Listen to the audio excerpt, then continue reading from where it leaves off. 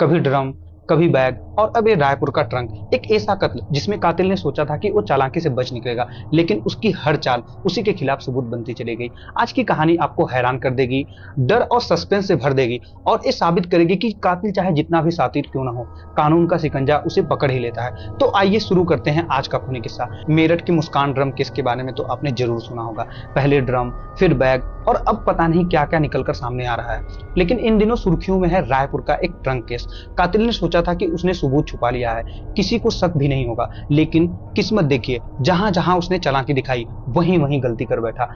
हर जगह कैमरों ने उसे पकड़ लिया। अब जरा उस ट्रंक की कहानी शुरू करते हैं। सबसे पहले नजर डालिए एक मार्केट के सीसीटीवी फुटेज पर।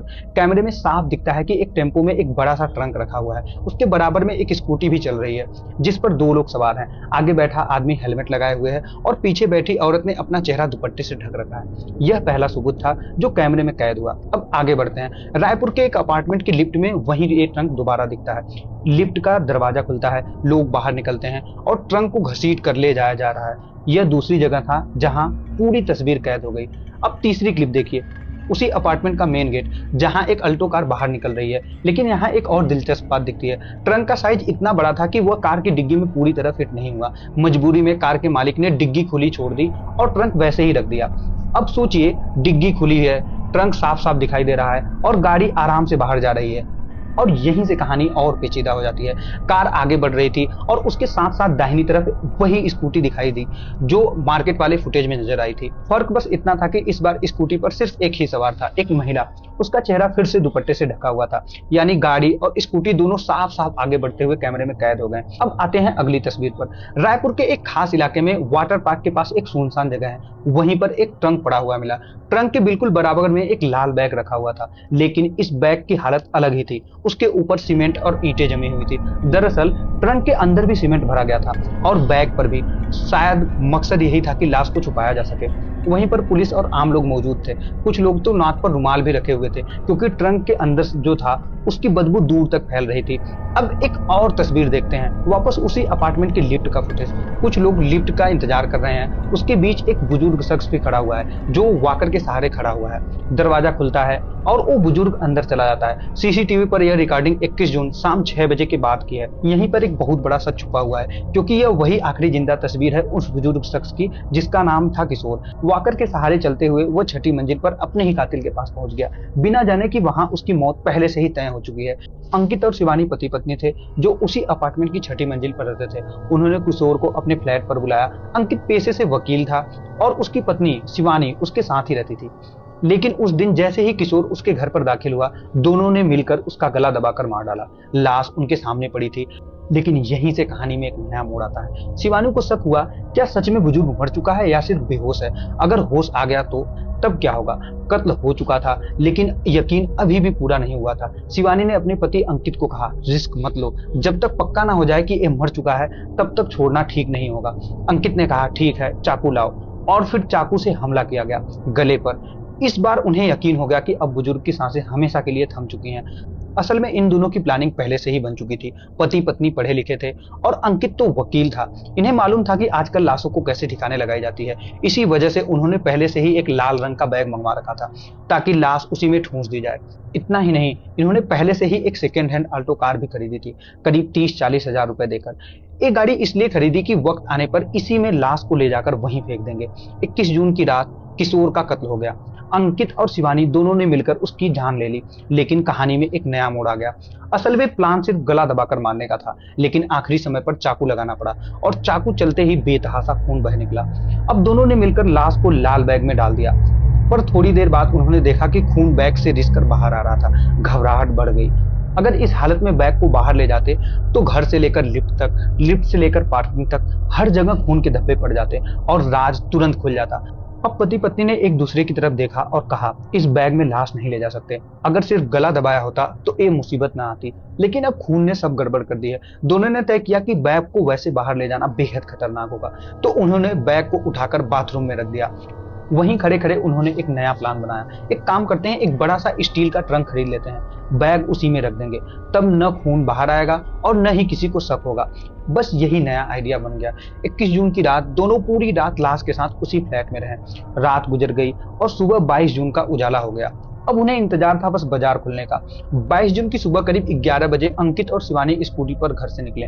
रायपुर के मशहूर गोला बाजार पहुंचे, जहां ट्रंक, बॉक्स और संदूक आसानी से मिल जाते हैं। वहीं से उन्होंने एक बड़ा स्टील का ट्रंक खरीद लिया, लेकिन स्कूटी पर लाना नामुमकिन था। तो दोनों ने तुरंत एक टेम्पो किराए पर लिया और उसी में ट्रंक रखवा दिया। ट्रंक लेकर जब वे अपने अपार्टमेंट पहुंचे तो आसपास के लोगों को यही लगा कि शायद जरूरत का सामान है, कोई शक नहीं हुआ।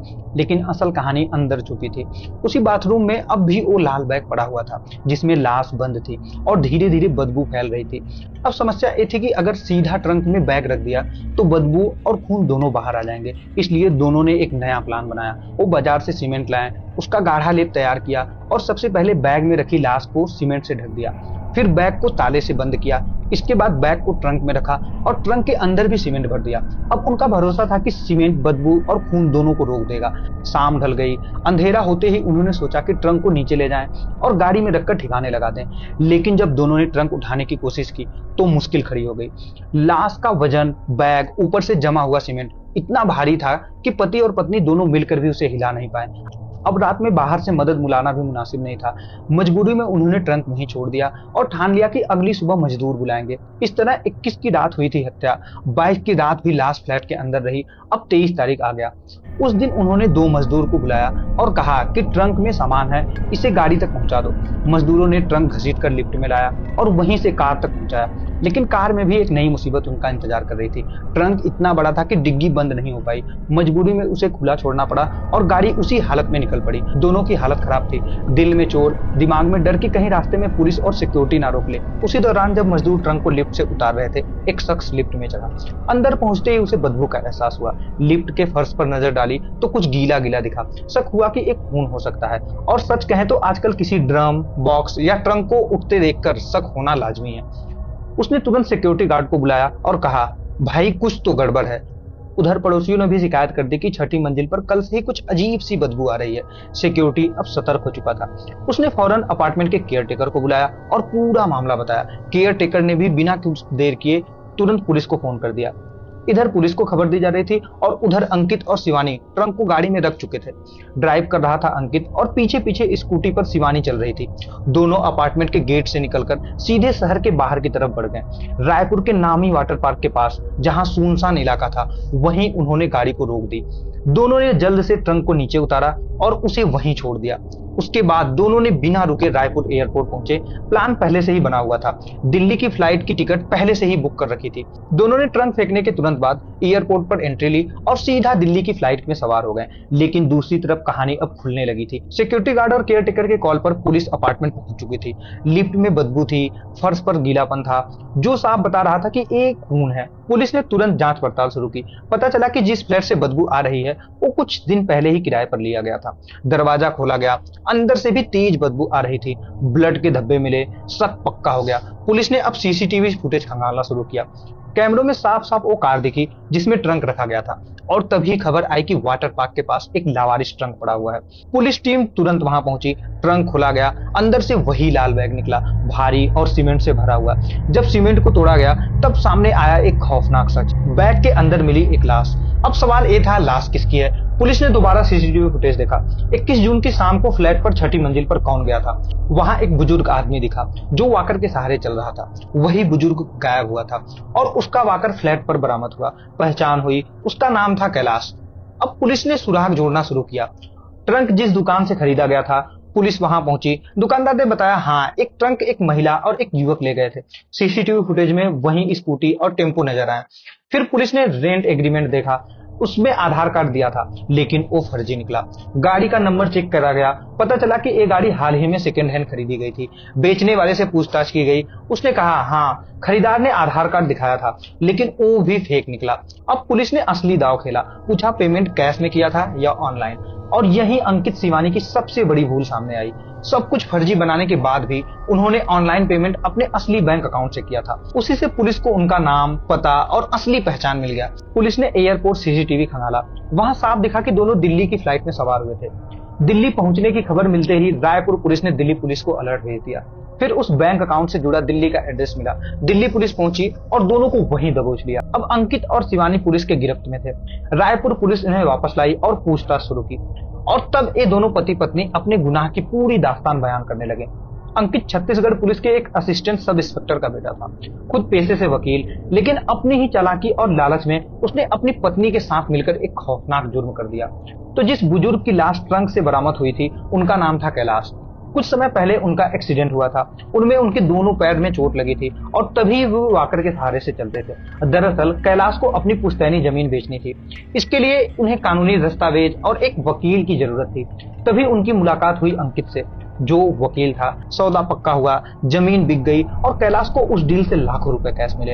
अंकित को मालूम था कि कैलाश के पास पैसे हैं। उसने उनसे 20 लाख उधार मांगे। कैलाश ने भरोसे में आकर उन्हें दे भी दिए, लेकिन बाद में जब कैलाश ने पैसे लौटाने की मांग शुरू की तो अंकित टाल मटोल करने लगा। बार बार दबाव बढ़ने पर अंकित और शिवानी ने एक खौफनाक प्लान बनाया। सोचा, अगर कैलाश जिंदा रहा तो बार बार पैसे मांगता रहेगा, लेकिन अगर इसे खत्म कर दें तो न पैसे लौटाने पड़ेंगे और न कोई सबूत बचेगा। दोनों ने मिलकर साजिश रची। सब कुछ पहले से ही तय था। फ्लैट किराए पर लिया, लाल बैग खरीदा, सेकेंड हैंड कार ली, नकली आधार कार्ड बनवाया और यहां तक कि दिल्ली में किराए का घर भी ले लिया ताकि कत्ल के बाद वहां छुप कर रह सके। लेकिन कहते हैं ना, कितनी भी चालाकी कर लो, कानून से कोई नहीं बच सकता। कदम कदम पर इतनी गलती कैमरों ने पकड़ ली, सीसीटीवी फुटेज, ट्रंक की खरीद और सबसे बड़ी भूल, फर्जी आईडी बनाने के बाद भी ऑनलाइन पेमेंट असली अकाउंट से करना। यही सबूत इन्हें फंसा दिया। आखिरकार अंकित और शिवानी पुलिस के शिकंजे में आ गए।